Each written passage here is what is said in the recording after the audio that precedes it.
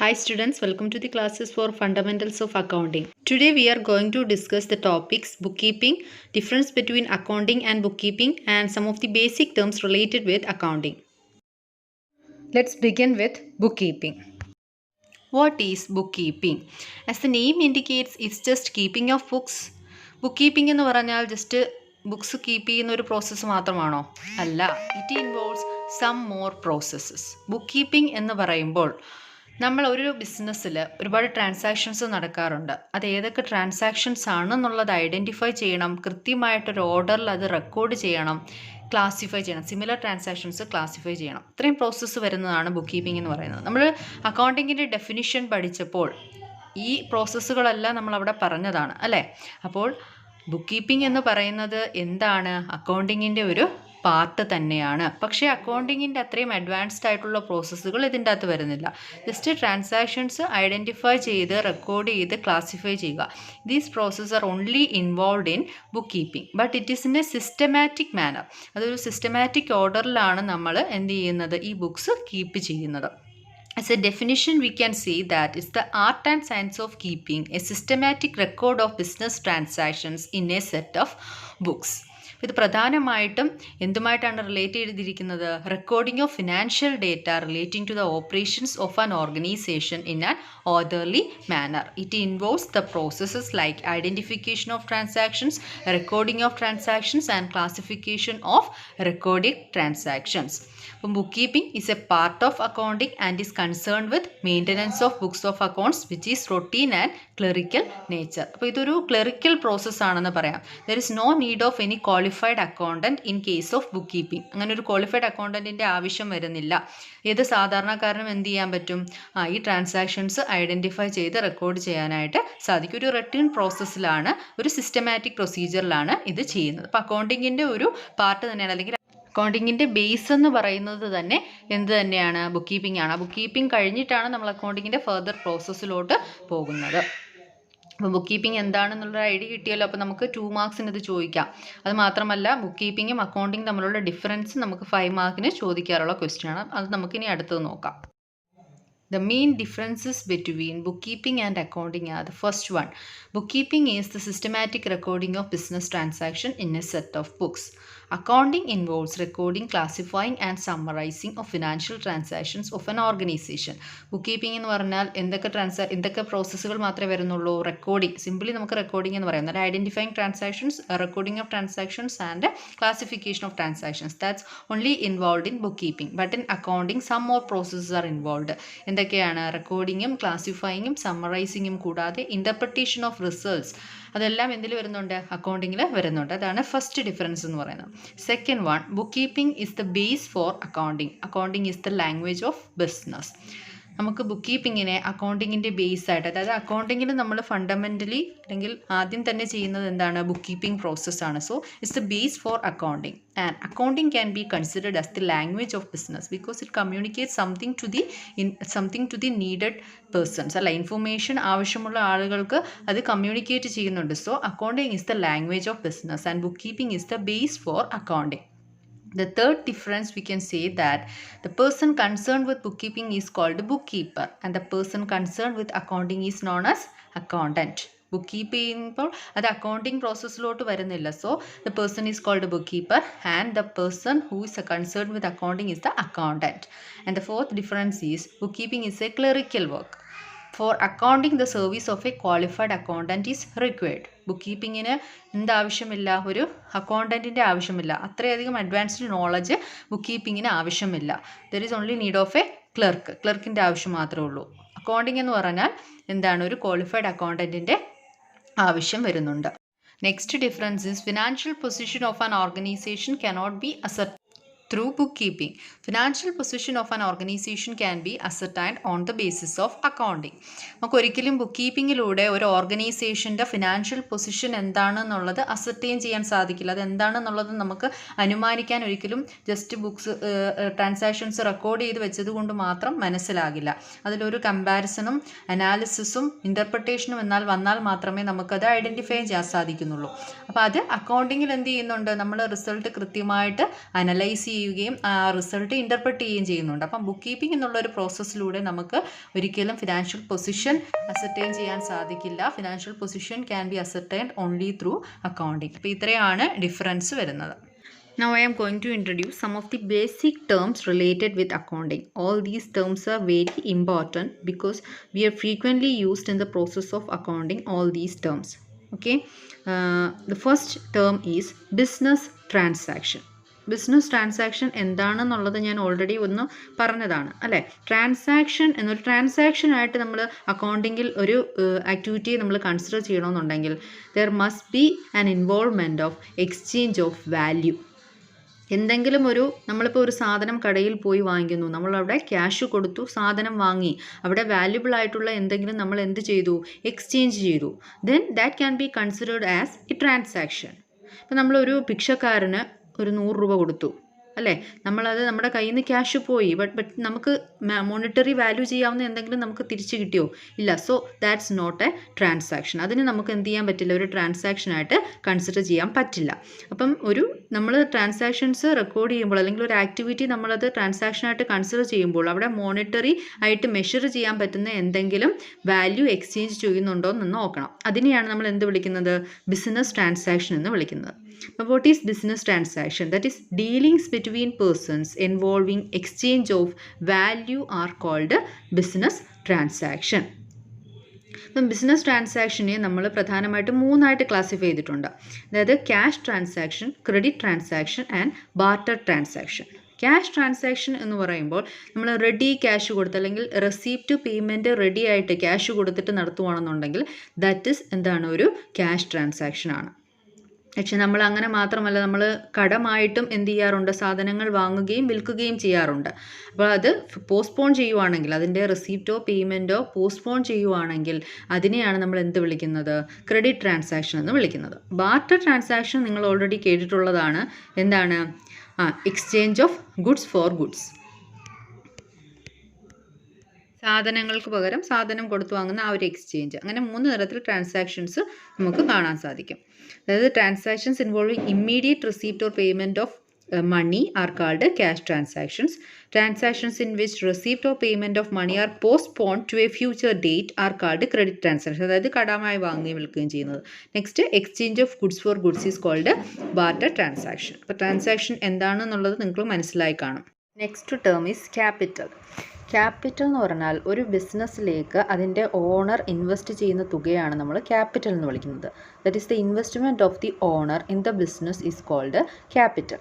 For the accounting principle, the owner and the business are separate entities. Accounting principle അനുസരിച്ച് ബിസിനസ്സിന് ഓണർക്ക് അദ്ദേഹം invest ചെയ്ത തുക തിരിച്ചു കൊടുക്കുവാനുള്ള ലയബിലിറ്റി ഉണ്ട്. അതായത് രണ്ടും സെപ്പറേറ്റ് ആയിട്ടാണ് കൺസിഡർ ചെയ്യുന്നത്. അതുകൊണ്ട് തന്നെ ബിസിനസ്സിൻ്റെ അസറ്റ്സിൽ ഓണർക്ക് ക്ലെയിം ഉണ്ട്. So owner's claim on the assets of the enterprise. നമ്മൾ ഈ ക്യാപിറ്റലിനെ ഓണേഴ്സ് ഇക്വിറ്റി എന്നോ നെറ്റ്വർത്ത് എന്നോ നമ്മൾ വിളിക്കാറുണ്ട്. അക്കൗണ്ടിങ് ഇക്വേഷൻ എന്ന് പറയുന്നത് തന്നെ capital is equal to assets minus liabilities ആണ്. Suppose the assets of a business is ₹1 lakh and the liabilities എന്ന് ഉദ്ദേശിക്കുന്നത് ബിസിനസ്സിൽ ഓണർ ഇൻവെസ്റ്റ് ചെയ്യുന്നത് കൂടാതെ ഔട്ട്സൈഡേഴ്സിൻ്റെ കയ്യിൽ നിന്ന് ക്യാഷ് കടം വാങ്ങിയിട്ടുണ്ടാവും. അതാണ് ഇവിടെ ഔട്ട്സൈഡേഴ്സിനുള്ള ലയബിലിറ്റീസും അസറ്റ്സുമായിട്ട് കമ്പയർ ചെയ്യുമ്പോൾ എക്സസ് ആയിട്ട് വരുന്ന എമൗണ്ട് ആണ് ക്യാപിറ്റൽ എന്ന് പറയുന്നത്. അപ്പം അസറ്റ്സ് 1 lakh ആണ്, ലയബിലിറ്റീസ് ടു ഔട്ട്സൈഡേഴ്സ് 70,000 ആണെന്ന് വിചാരിക്കുക. ഇത് തമ്മിൽ കമ്പയർ ചെയ്യുമ്പോഴുള്ള difference 30,000. That is the amount invested by the owner, that is capital. അപ്പോൾ ഈ അക്കൗണ്ടിങ് ഇക്വേഷൻ എന്ന് പറയുന്നത് നമ്മൾ അറിഞ്ഞിരിക്കേണ്ട, അക്കൗണ്ടിങ് പഠിക്കുന്നവരെല്ലാം അറിഞ്ഞിരിക്കേണ്ട ഒരു ഇക്വേഷനാണ്. അപ്പോൾ capital is equal to assets minus liabilities. Capital എന്ന് പറയുന്നത് എമൗണ്ട് ഇൻവെസ്റ്റഡ് ബൈ ദി ഓണറാണ്. ലയബിലിറ്റീസ് എന്ന് ഉദ്ദേശിക്കുന്നത് liabilities to the outsiders. Assets എന്ന് പറഞ്ഞാൽ total valuable things that is hold by a business form. ഇപ്പോൾ ഒരു ബിസിനസ്സിൽ പിന്നെ പ്രോഫിറ്റ് ഉണ്ടാവുകയാണെന്നുണ്ടെങ്കിൽ it will increase the capital. കാര്യം പ്രോഫിറ്റ് ആർക്ക് അവകാശപ്പെട്ടതാണ്, ഓണർക്ക് അവകാശപ്പെട്ടതാണ്. ഇനി ആ പ്രോഫിറ്റിൽ ഒരു ബിസിനസ്സിൽ നിന്നും ഓണർ അയാളുടെ പേഴ്സണൽ ആവശ്യങ്ങൾക്ക് വേണ്ടി എന്തെങ്കിലും തുക എടുക്കുകയാണെന്നുണ്ടെങ്കിൽ അത് ഡ്രോയിങ്സ് ആയിട്ട് നമ്മൾ കൺസിഡർ. അപ്പോൾ ആ ടേം നമ്മൾ പഠിക്കുന്നുണ്ട്. അപ്പം അതാണ് ക്യാപിറ്റൽ എന്ന് പറയുന്നത്.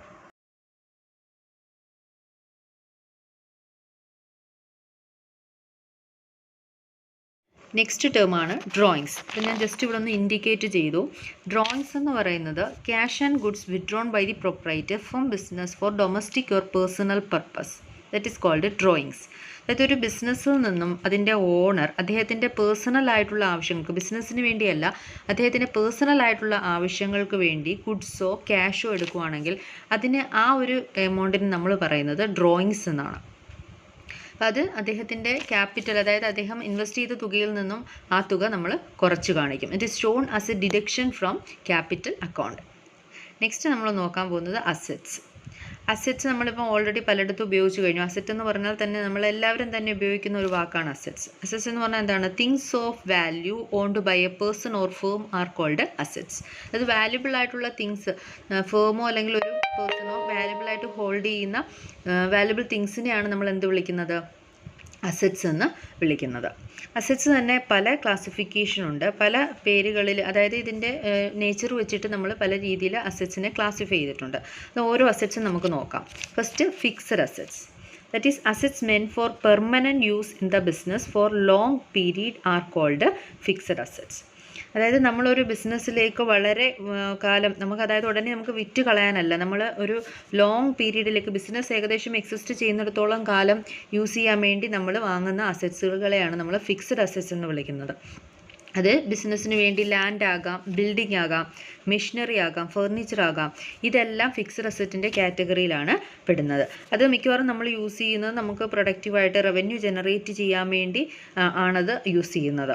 That's not for resale. അത് നമ്മുടെ ബിസിനസ്സിൻ്റെ നോർമൽ കോഴ്സിൽ നമ്മൾ റീസെയിൽ ചെയ്യാൻ വേണ്ടിയല്ല ഫിക്സഡ് അസറ്റ്സുകൾ യൂസ് ചെയ്യുന്നത്. Example, land and building, plant and machinery, furniture, etcetera. Next, current assets. Current അസറ്റ്സും ഈ പീരീഡിൻ്റെ ബേസിൽ തന്നെയുള്ള ഒരു ക്ലാസിഫിക്കേഷനാണ്. അപ്പോൾ നമ്മൾ ലോങ് ടേമിലേക്കല്ല നമ്മളത് എന്ത് ചെയ്യുന്നത്, യൂസ് ചെയ്യുന്നത്. പെട്ടെന്ന് തന്നെ നമുക്കത് ക്യാഷായിട്ട് കൺവേർട്ട് ചെയ്തൊക്കെ രീതി, അല്ലെങ്കിൽ ക്യാഷ് എന്ന് പറയുന്നത് ഒരു കറണ്ട് അസറ്റാണ് അത്. അല്ലെങ്കിൽ നമുക്കിതിനെ ഫ്ലോട്ടിംഗ് അസറ്റ് എന്ന് വിളിക്കാം. Assets purchased for resale or called current assets. നമ്മൾ എന്തെങ്കിലും പെട്ടെന്ന് തന്നെ ക്യാഷാക്കി കൺവേർട്ട് ചെയ്യാൻ വേണ്ടി, അല്ലെങ്കിൽ നമ്മുടെ നോർമൽ കോഴ്സ് ഓഫ് ആക്ടിവിറ്റീസിൽ പെട്ടെന്ന് ക്യാഷാക്കി മാറ്റുന്ന അല്ലെങ്കിൽ റീസെയിൽ ചെയ്യാൻ വേണ്ടി നമ്മൾ ഹോൾഡ് ചെയ്യുന്ന അസറ്റ്സുകളെയാണ് നമ്മൾ കറണ്ട് അസറ്റ്സ് എന്ന് വിളിക്കുന്നത്. അതായത് ഒരു 12 months അല്ലെങ്കിൽ 1 year പീരീഡിനുള്ളിൽ തന്നെ നമുക്ക് എന്താക്കി മാറ്റാൻ പറ്റും? അത് ക്യാഷാക്കി മാറ്റാൻ പറ്റും. അതിന് എക്സാമ്പിൾ പറയുകയാണെങ്കിൽ സ്റ്റോക്ക്, നമ്മൾ വിൽക്കാനായിട്ട് വാങ്ങിച്ചു വെച്ചിരിക്കുന്ന സാധനങ്ങളുടെ സ്റ്റോക്ക്. അതുപോലെ സൺട്രി ഡെപ്റ്റേഴ്സ്. ഡെപ്റ്റേഴ്സ് എന്താണെന്ന് നമ്മൾ പറയും, നമുക്ക് ക്യാഷ് കടം തരാനുള്ള പാർട്ടീസാണ്. അവരെപ്പോൾ വേണമെന്നുണ്ടെങ്കിൽ നമ്മുടെ ആ 1 year പീരീഡിനുള്ളിൽ നമുക്ക് ക്യാഷ് തിരിച്ചു തരണം. ഇപ്പോൾ ഡെപ്റ്റേഴ്സ്, അതുപോലെ ബിൽസ് റിസീവബിൾ, അതിൻ്റെ അകത്തും ഒരു പീരീഡ് ഇൻഡിക്കേറ്റ് ചെയ്യുന്നുണ്ട്. നമുക്ക് ക്യാഷ് കടം തരാനുള്ള പാർട്ടീസ് നമുക്ക് ഇന്ന ഡേറ്റിൽ തരാമെന്ന് ഉറപ്പ് തരുന്ന ഒരു ബില്ലാണത്. അപ്പോൾ ഇതൊക്കെ എന്താണ്? കറണ്ട് അസറ്റ്സുകളാണ്. നെക്സ്റ്റ് അസറ്റാണ് ലിക്വിഡ് അസറ്റ്സ്. ലിക്വിഡ് അസറ്റ് എന്ന് പറഞ്ഞാൽ കറണ്ട് അസറ്റിനേക്കാളും വളരെ വേഗം തന്നെ പെട്ടെന്ന് തന്നെ നമുക്ക് ക്യാഷ്, കറണ്ട് അസറ്റ്സിൽ തന്നെയാണത്. അതായത് സ്റ്റോക്കും പ്രീപെയ്ഡ് എക്സ്പെൻസും ഒഴിച്ചു വരുന്ന എല്ലാ അസറ്റ്സും നമ്മൾ ലിക്വിഡ് അസറ്റ്സിൻ്റെ കാറ്റഗറിയിലാണ് പെടുത്തിയിരിക്കുന്നത്. ഇതിനെ നമ്മൾ ക്വിക്ക് അസറ്റ്സ് എന്ന് വിളിക്കാറുണ്ട്. കറണ്ട് അസറ്റ്സ് തന്നെയാണ്. കറണ്ട് അസറ്റ്സിൽ സ്റ്റോക്കും പ്രീപെയ്ഡ് എക്സ്പെൻസും ഒഴിവാക്കി കഴിഞ്ഞാൽ ബാക്കിയുള്ള അസറ്റ്സുകളെ നമ്മൾ ലിക്വിഡ് അസറ്റ്സ് എന്നാണ് പറയുന്നത്. അതായത് ക്യാഷ് എന്ന് പറഞ്ഞാൽ നമുക്ക് അത് ക്യാഷ് തന്നെയല്ലേ, എത്രയും പെട്ടെന്ന് തന്നെ നമുക്ക് ക്യാഷ് ആക്കി മാറ്റും. സ്റ്റോക്കിനൊക്കെ പിന്നെയും കുറച്ച് ടൈം എടുക്കും. അതുപോലെ പ്രീപെയ്ഡ് എക്സ്പെൻസീവിക്കൊക്കെ കുറച്ച് ടൈം എടുക്കും. അപ്പോൾ ഇത് പെട്ടെന്ന് തന്നെ ക്യാഷ് ആക്കാൻ പറ്റുന്ന അസറ്റ്സ് ആണ് ലിക്വിഡ് അസറ്റ്സിൻ്റെ കാറ്റഗറിയിൽ വരുന്നത്. നെക്സ്റ്റ് ടേമാണ് ടാഞ്ചിബിൾ അസറ്റ്സ്. ടാഞ്ചിബിൾ എന്നുള്ള പേരിൻ്റെ ആ ഒരു ടേമിൻ്റെ മീനിങ് എന്ന് പറയുന്നത് നമുക്ക് ടച്ച് ചെയ്യാൻ പറ്റുന്നത്, അതൊരു ഫിസിക്കൽ എക്സിസ്റ്റൻസ് ഉള്ളത് എന്നുള്ളതാണ്. അപ്പോൾ ടാഞ്ചിബിൾ അസറ്റ്സ് അതിൻ്റെ ഒരു ബേസിലാണ് ഈ ഒരു ക്ലാസിഫിക്കേഷൻ വരുന്നത്. That is it has a realisable value and physical existence, that is called tangible assets. നമുക്ക് ടച്ച് ചെയ്യാൻ പറ്റും, ഒരു ഫിസിക്കൽ എക്സിസ്റ്റൻസ് ഉണ്ട്, അത് നമുക്ക് വിൽക്കാനായിട്ട് സാധിക്കും. അങ്ങനെയൊക്കെയുള്ള ഫീച്ചേഴ്സ് വരുന്ന അസറ്റ്സുകളെ ടാഞ്ചിബിൾ അസറ്റ്സിൻ്റെ കാറ്റഗറിയിൽ വരാം. അത് ഫിക്സഡും ആകാം, കറൻറ്റും ആകാം. പിന്നെ ക്യാഷ്, മെഷീനറി, ഫർണിച്ചർ, ഇതെല്ലാം ടാഞ്ചിബിൾ അസറ്റ്സിന് എക്സാമ്പിളാണ്. അപ്പോൾ ഇൻടാഞ്ചിബിൾ അസറ്റ്സും ബിസിനസ്സിൽ വരുന്നുണ്ട്. ഇൻടാഞ്ചിബിൾ അസറ്റ്സ് എന്ന് പറഞ്ഞാൽ അതിനൊരു ഫിസിക്കൽ എക്സിസ്റ്റൻസ് ഇല്ല, പക്ഷേ അതിന് റിയലൈസബിൾ വാല്യൂ ഉണ്ട്. അങ്ങനെയുള്ള അസറ്റ്സുകളെയാണ് നമ്മൾ ഇൻടാഞ്ചിബിൾ അസറ്റ്സ് എന്ന് വിളിക്കുന്നത്. ഫോർ എക്സാമ്പിൾ, ഇപ്പം നമ്മൾ ചില കമ്പനിയുടെ സാധനങ്ങൾ മാത്രമേ വാങ്ങൂ, അല്ലെങ്കിൽ ഇന്ന ഷോപ്പിൽ നിന്ന് തന്നെ നമ്മൾ ചില സാധനങ്ങൾ വാങ്ങാറുള്ളൂ. എന്തുകൊണ്ടാണ്? ആ ബിസിനസ്സിനോ അല്ലെങ്കിൽ ആ കമ്പനിക്ക് എന്തുണ്ട്? ഒരു പേരുണ്ട് അല്ലേ? ദാറ്റ് ഈസ് ഗുഡ് വിൽ എന്നാണ് വിളിക്കുന്നത്. ഗുഡ് വില്ല് നമ്മൾ എന്ത് ചെയ്യാറുണ്ട്? അതിനൊരു വാല്യൂ നമ്മൾ കാൽക്കുലേറ്റ് ചെയ്യാറുണ്ട്. ബിസിനസ്സിൽ അതിനൊരു വാല്യൂ കൊടുത്തിട്ടുണ്ട്. അതുപോലെ തന്നെ പാറ്റൻറ്റ്, ട്രേഡ് മാർക്ക്, ഇതെല്ലാം നമുക്ക് ടച്ച് ചെയ്യാൻ പറ്റില്ല, പക്ഷേ അതിൻ്റെ ബെനിഫിറ്റ് നമ്മൾ എന്ത് ചെയ്യുന്നുണ്ട്? എൻജോയ് ചെയ്യുന്നുണ്ട്. ചെയ്യുന്നുണ്ട് ബിസിനസ്സിൽ. അപ്പോൾ അതിന് നമ്മൾ വാല്യൂ കൊടുക്കാറുണ്ട്. അപ്പോൾ ഇതിനെയൊക്കെ നമ്മൾ ഇൻടാഞ്ചിബിൾ അസറ്റിൻ്റെ കാറ്റഗറിയിലാണ് പെടുത്തിയിരിക്കുന്നത്. That is patent, goodwill, trademark which is realisable value but has no physical existence. Next എന്ന് പറയുന്നത് വേസ്റ്റിംഗ് അസറ്റ്സ് ആണ്. വേസ്റ്റിംഗ് അസറ്റ് എന്ന് പറഞ്ഞാൽ നമ്മൾ എപ്പോഴും അസറ്റ്സുകൾ യൂസ് ചെയ്യുമ്പോൾ നമുക്ക് ഏതെങ്കിലും രീതിയിൽ റവന്യൂ ഏൺ ചെയ്യാൻ സാധിക്കും. അപ്പോൾ ഈ ടൈപ്പ് ഓഫ് അസറ്റ്സ് നമ്മൾ യൂസ് ചെയ്യുന്നതനുസരിച്ച് എക്സോസ്റ്റ് ചെയ്തുകൊണ്ടിരിക്കും, തീർന്നുകൊണ്ടിരിക്കും. അങ്ങനെയുള്ള അസറ്റുകളെയാണ് നമ്മൾ വേസ്റ്റിംഗ് അസറ്റ്സ് എന്ന് പറയുന്നത്. അതായത് മൈൻസ്, ക്വറീസ്, ഓയിൽ വെൽസ് ഇവയൊക്കെ നമ്മൾ ഉപയോഗിക്കുന്നതനുസരിച്ച് എന്ത് ചെയ്തുകൊണ്ടിരിക്കും, എക്സോസ്റ്റ് ആയിക്കൊണ്ടിരിക്കും. Assets exhausted in the process of earning revenue are called wasting assets. Next type of അസറ്റാണ് ഫിക്റ്റീഷ്യസ് അസറ്റ്സ്. ഫിക്റ്റീഷ്യസ് എന്ന് പറയുന്ന ആ ഒരു വാക്കിൻ്റെ അർത്ഥം തന്നെ നോട്ട് റിയൽ എന്നുള്ളതാണ്. അതിന് ആക്ച്വൽ അസറ്റ്സ് അല്ല, അത് നമ്മൾ എന്താണ് ആക്ച്വൽ അസറ്റായിട്ടല്ല, അതിനൊരു റിയലൈസബിൾ വാല്യൂ ഇല്ല. പക്ഷേ നമ്മളത് ഏതെങ്കിലും രീതിയിൽ ബിസിനസ്സിൽ ഒരു റവന്യൂ നമുക്ക് അല്ലെങ്കിൽ ബിസിനസ് തുടങ്ങാനൊക്കെ ആയിട്ട് നമ്മൾ എന്ത് ചെയ്യുന്നുണ്ട്, ഒരു തുക ഇൻവെസ്റ്റ് ചെയ്യുന്നുണ്ട്, അല്ലെങ്കിൽ ആ ഒരു ബിസിനസ് തുടങ്ങാൻ നമ്മളെ സഹായിച്ചിട്ടുള്ള തുകയാണ്, അല്ല അത് ആ ചില എക്സ്പെൻസുകളാണ് നമ്മൾ ഫിക്റ്റീഷ്യസ് അസറ്റായിട്ട് കൺസിഡർ ചെയ്യുന്നത്. Assets having no realisable value are called fictitious assets. അത് ആക്ച്വലി അക്യുമുലേറ്റഡ് ലോസസോ അല്ലെങ്കിൽ ഡെഫേർഡ് റവന്യൂ എക്സ്പെൻസ് ഒക്കെ ഫിക്റ്റീഷ്യസ് അസറ്റാണ്. നമുക്ക് ബിസിനസ് തുടങ്ങിയ കാലത്തിലൊക്കെ നമുക്ക് ചിലവായിട്ടുള്ള എക്സ്പെൻസുകളാണ്. അതായത് പ്രിലിമിനറി എക്സ്പെൻസ്. ഇപ്പം ബിസിനസ് തുടങ്ങാനായിട്ട് നമുക്ക് അത് ഇൻകോർപ്പറേറ്റ് ചെയ്യാനായിട്ടും സ്റ്റാമ്പ് ഡ്യൂട്ടി, രജിസ്ട്രേഷൻ ചാർജസ് ഒക്കെ ആയിട്ട് നമുക്ക് തുകകൾ ചിലവായിക്കൊണ്ട് അത് ബിസിനസ് തുടങ്ങാൻ വേണ്ടി നമ്മൾ ചിലവാക്കിയിട്ടുള്ളത് കൊണ്ടാണ് നമ്മൾ അസറ്റിൻ്റെ കാറ്റഗറിയിൽ പെടുത്തിയിരിക്കുന്നത്. പക്ഷേ അതിന് റിയലൈസബിൾ വാല്യൂ ഒന്നുമില്ല. അതുപോലെ തന്നെ ഡിസ്കൗണ്ട് ഓൺ ഷെയർസോ ഡിബഞ്ചേഴ്സ്, നമ്മളിപ്പം 10 രൂപയുടെ ഷെയറുകളൊക്കെ എന്ത് 8 രൂപയ്ക്ക് ചിലപ്പം വിൽക്കും. നമുക്ക് അതുകൊണ്ട് ആളുകൾ വിലക്കുറവ് കിട്ടുന്നത് കൊണ്ട് വാങ്ങും, നമ്മുടെ ബിസിനസ് കൂടും. പക്ഷേ അവിടെ നമുക്ക് എന്താണ് ഒരു 2 രൂപയുടെ ലോസ് ഉണ്ടായിട്ടുണ്ട്. അത് നമ്മൾ ഒരു അസറ്റായിട്ട് തന്നെയാണ് കൺസിഡർ ചെയ്യുന്നത്, നമുക്ക് ഇൻകം ജനറേറ്റ് ചെയ്യാൻ വേണ്ടി ചിലവാക്കിയിട്ടുള്ള ഒരു തുകയായതുകൊണ്ട്. അതുപോലെ അണ്ടർ റൈറ്റിംഗ് കമ്മീഷൻ, അതൊന്നും നിങ്ങൾക്ക് ഡീറ്റെയിൽ ആയിട്ട് പഠിക്കാനില്ല, ഇതിനെ ഒരു എക്സാമ്പിളായിട്ട് മനസ്സിലാക്കി വെച്ചിരിക്കുക. ഫിക്റ്റീഷ്യസ് അസറ്റ് എന്ന് പറഞ്ഞാൽ റിയലൈസബിൾ വാല്യൂ ഇല്ല, പക്ഷേ നമ്മളൊരു അസറ്റാണ് എന്നുള്ള പേരിലാണ് അത് അറിയപ്പെടുന്നത്. ഫിക്റ്റീഷ്യസ് അസറ്റ് എന്നാണ് അറിയപ്പെടുന്നത്. Examples preliminary expense, discount on issue of shares or debentures, under writing commission. The next type of asset is contingent asset. Contingent asset എന്ന് പറയുന്നത് തന്നെ ആ ടേമിൽ തന്നെയുണ്ട്. ചില കണ്ടീഷൻ ഉണ്ടായാൽ മാത്രം നമുക്കത് അസറ്റായിട്ട് ഫ്യൂച്ചറിൽ മാറാൻ സാധ്യതയുണ്ട്. അതിപ്പോൾ നമ്മുടെ കണ്ടീഷനിൽ എന്തല്ല, അസറ്റല്ല, ഫ്യൂച്ചറിൽ അത് അസറ്റ് ആവാൻ സാധ്യതയുണ്ട് എന്ന് മാത്രം. അങ്ങനെയുള്ള അസറ്റിനെയാണ് നമ്മൾ കണ്ടിൻജൻറ്റ് അസറ്റ് എന്ന് പറയുന്നത്. And asset the existence, value and ownership of which depend on the occurrence or non-occurrence of a specified event or performance or non-performance of a specified act is called contingent assets. നമ്മൾ balance ഷീറ്റിൽ അങ്ങനെ അസറ്റാണെന്ന് പറഞ്ഞ് കാണിക്കാറില്ല. അപ്പോൾ for example നമ്മൾ എന്തെങ്കിലും ഒരു കേസിൽ ജയിച്ചു കഴിഞ്ഞാൽ നമുക്കൊരു ലാൻഡ് അല്ലെങ്കിൽ ഒരു പ്രോപ്പർട്ടി നമുക്ക് കിട്ടിയേക്കാം. അത് ആ ഒരു ഇവൻ്റ് സംഭവിച്ചാൽ മാത്രമേ എന്ത് ചെയ്യുന്നുള്ളൂ, നമ്മുടെ അസറ്റായിട്ട് മാറുന്നുള്ളൂ. അങ്ങനെയുള്ള അസറ്റിനെയാണ് നമ്മൾ കണ്ടിൻജൻറ്റ് അസറ്റ്. എക്സാമ്പിൾ തന്നിട്ടുണ്ട്. Assets in respect of which a case is pending in the court of law.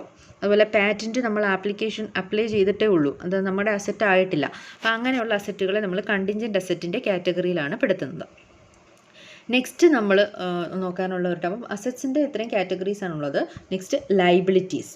ലൈബിലിറ്റീസും നമ്മൾ കേട്ടിട്ടുള്ള ടേമാണ്, പേര് കേൾക്കുമ്പോൾ തന്നെ അറിയാം. ലൈബിലിറ്റീസ് എന്ന് പറഞ്ഞാൽ എന്താണ്, പ്രധാനമായിട്ടും ഓണർക്ക് കൊടുക്കാനുള്ള ലൈബിലിറ്റി, അതും ലൈബിലിറ്റി തന്നെയാണ്. പക്ഷേ നമ്മൾ അതിനെ അറിയപ്പെടുന്നത് ക്യാപിറ്റൽ എന്നാണ്. പക്ഷേ ഔട്ട്സൈഡേഴ്സിന്, പുറത്തുള്ള ആളുകളുടെ കയ്യിൽ നിന്ന് നമ്മൾ സാധനങ്ങൾ കടം വാങ്ങിയിട്ടുണ്ടാവും, ക്യാഷായിട്ട് കടം വാങ്ങിയിട്ടുണ്ടാവും. ഇവയെല്ലാം നമ്മൾ പറയുന്ന പേരാണ് ലൈബിലിറ്റീസ് എന്നുള്ളത്. ഇത് നമുക്ക് എങ്ങനെ ഡിസ്ക്രൈബ് ചെയ്യാം? Debts owed by a person or firm to outsiders are called liabilities. ഒരു ഫേം ഔട്ട്സൈഡേഴ്സിന് കൊടുക്കാൻ, അല്ലെങ്കിൽ ഔട്ട്സൈഡ് ഒരു ഫേമിനോ മറ്റോ നമ്മൾ കൊടുക്കുവാനുള്ള കടത്തിനെയാണ് നമ്മൾ എന്ത് വിളിക്കുന്നത്, ലൈബിലിറ്റീസ് എന്ന് വിളിക്കുന്നത്. നമ്മുടെ ബാധ്യതയാണ് ലൈബിലിറ്റീസ് എന്ന് പറയുന്നത്. It's a financial obligation of an enterprise other than owners fund. Owners fund എന്ന് പറയുന്ന ക്യാപിറ്റലാണ്. അത് കൂടാതെ ഔട്ട്സൈഡേഴ്സിന് കൊടുക്കാനുള്ള ബിസിനസ്സിൻ്റെ ലൈബിലിറ്റീസിനെയാണ് നമ്മൾ ലൈബിലിറ്റീസ് എന്ന് വിളിക്കുന്നത്. ലൈബിലിറ്റീസിനെ ഡിഫറെൻറ്റ് ടേംസിൽ നമ്മൾ ക്ലാസിഫൈ ചെയ്തിട്ടുണ്ട്. അത് പീരീഡിൻ്റെ ബേസിലും ഒക്കെ ആയിട്ട്, അതുപോലെ ഇൻസൈഡർ ഔട്ട്സൈഡർ ആ ഒരു ബേസിലും ഒക്കെ നമ്മൾ ക്ലാസിഫൈ ചെയ്തിട്ടുണ്ട്. അത് ഓരോ ടേംസും എന്തൊക്കെയാണെന്ന് നോക്കാം. First current liabilities. ഒരു വർഷത്തിനുള്ളിൽ തന്നെ കൊടുത്ത് തീർക്കേണ്ട കടമാണെങ്കിൽ അതിനെയാണ് നമ്മൾ കറൻറ്റ് ലൈബിലിറ്റീസ് എന്ന് വിളിക്കുന്നത്. Debts payable within a year are called current liabilities. Sundry creditors, bills payable, bank overdraft, ഇതൊക്കെ നമ്മൾ ഒരു വർഷത്തിനുള്ളിൽ കൊടുത്ത് തീർക്കേണ്ട കടങ്ങളാണ്. ഡെപ്റ്റ് ക്രെഡിറ്റേഴ്സ് എന്ന് പറയുന്നത് നമ്മൾ എന്താണ്, ക്യാഷ് നമുക്ക് കടം തന്ന പാർട്ടീസാണ്. അതുപോലെ ബാങ്കിന് നമ്മൾ റീപേ ചെയ്യേണ്ട എമൗണ്ടാണ് ബിൽസ്, ബാങ്ക് ഓവർ ഡ്രാഫ്റ്റ് എന്ന് പറയുന്നത്. ബിൽസ് പേയബിൾ, ഇതിൻ്റെ അകത്ത് നമ്മളൊരു ഡേറ്റ് മെൻഷൻ ചെയ്തിട്ടുണ്ടാകും, ആ ഡേറ്റിൽ തന്നെ നമ്മളത് റീപേ ചെയ്യണം. Next long term liabilities. Long term liabilities 1 year കഴിഞ്ഞ് നമ്മൾ എന്ത് ചെയ്താൽ മതി, റീപേ ചെയ്താൽ മതി. ഇപ്പോൾ ഡിബെഞ്ചേഴ്സ് പോലെയുള്ള ഡിബെഞ്ചറൊക്കെ എന്ന് പറയുന്നത് അത് നിങ്ങൾക്ക് ഡീറ്റെയിൽ പഠിക്കാനല്ല, എക്സാമ്പിൾ മനസ്സിലാക്കി വെക്കുക. അങ്ങനെയുള്ള കടങ്ങൾ എന്താണ്, ലോങ് ടേം ലയബിലിറ്റിയാണ്. Next internal liabilities. Internal liabilities എന്ന് പറഞ്ഞാൽ ബിസിനസ്സിനകത്ത്, അതായത് ഓണർക്ക് ഞാൻ മുമ്പേ പറഞ്ഞു എന്താണ്, ക്യാപിറ്റൽ, അദ്ദേഹം ഇൻവെസ്റ്റ് ചെയ്തിട്ടുള്ള തുകയെന്ന് പറയുന്നത് ബിസിനസ്സിനെ സംബന്ധിച്ചിടത്തോളം ഒരു ലയബിലിറ്റിയാണ്, അതായത് ഇൻറ്റേർണൽ പേഴ്സണിന് കൊടുക്കാനുള്ള ലയബിലിറ്റിയാണ്. അതുപോലെ തന്നെ ജനറൽ റിസർവും പ്രോഫിറ്റിൽ നിന്ന് മാറ്റി വെക്കുന്നത്, അതൊക്കെ ബിസിനസ്സിനെ സംബന്ധിച്ചിടത്തോളം ഒരു ലയബിലിറ്റിയാണ്. ഇൻറ്റേർണൽ ലയബിലിറ്റി ഓണർക്ക് അവകാശപ്പെട്ടതാണ്. നെക്സ്റ്റ് എന്ന് പറയുന്നത് എക്സ്റ്റേണൽ ലയബിലിറ്റീസ്. എക്സ്റ്റേണൽ ലയബിലിറ്റീസ് എന്ന് പറഞ്ഞാൽ ലയബിലിറ്റീസ് ടു ഔട്ട്സൈഡേഴ്സിന് പുറത്തുനിന്ന് ആളുകളുടെ കയ്യിൽ നിന്ന് നമ്മൾ ബിസിനസ് ആവശ്യത്തിന് വേണ്ടി കടം ഉണ്ടാകും. ബാങ്ക് ഓവർ ഡ്രാഫ്റ്റും സൺട്രി ക്രെഡിറ്റേഴ്സും ഒക്കെ എന്താണ്, ഔട്ട്സൈഡ് അല്ലെങ്കിൽ എക്സ്റ്റേണൽ ലയബിലിറ്റീസിൻ്റെ കാറ്റഗറിയിൽ വരുന്നതാണ്. Then contingent liability. നമ്മൾ കണ്ടിൻജൻറ്റ് അസറ്റ് പറഞ്ഞതുപോലെ തന്നെ ഏതെങ്കിലും ഒരു ഈവൻറ്റ് ഒക്യൂർ ചെയ്താൽ മാത്രം നമുക്ക് ചിലപ്പോൾ എന്ത് ചെയ്യേണ്ടി വരും, അത് പേ ചെയ്യേണ്ടി വരാം. വിച്ച് ഈസ് അൺസർട്ടൺ, അത് ഉറപ്പൊന്നുമില്ല. അങ്ങനെയുള്ള ഒരു കണ്ടീഷൻ ബേസ്ഡ് ആയിട്ടുള്ള ലയബിലിറ്റിയാണ് കണ്ടിൻജൻറ്റ് ലയബിലിറ്റി എന്ന് പറയുന്നത്. It may or may not involve payment of money. Balance ഷീറ്റിൽ ജസ്റ്റ് ഫുഡ് നോട്ട് കാണിച്ച് അത് ഒരു കണ്ടിൻജൻറ്റ് ലയബിലിറ്റി ആയിട്ട് നമ്മൾ മെൻഷൻ ചെയ്യാറുണ്ട്.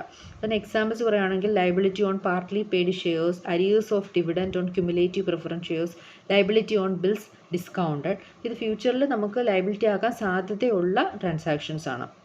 ഡീറ്റെയിൽ ആയിട്ട് പഠിക്കേണ്ട ആവശ്യമില്ല, നിങ്ങൾ എക്സാമ്പിൾ മാത്രം പഠിച്ചു വെച്ചേക്കുക. Next debtors.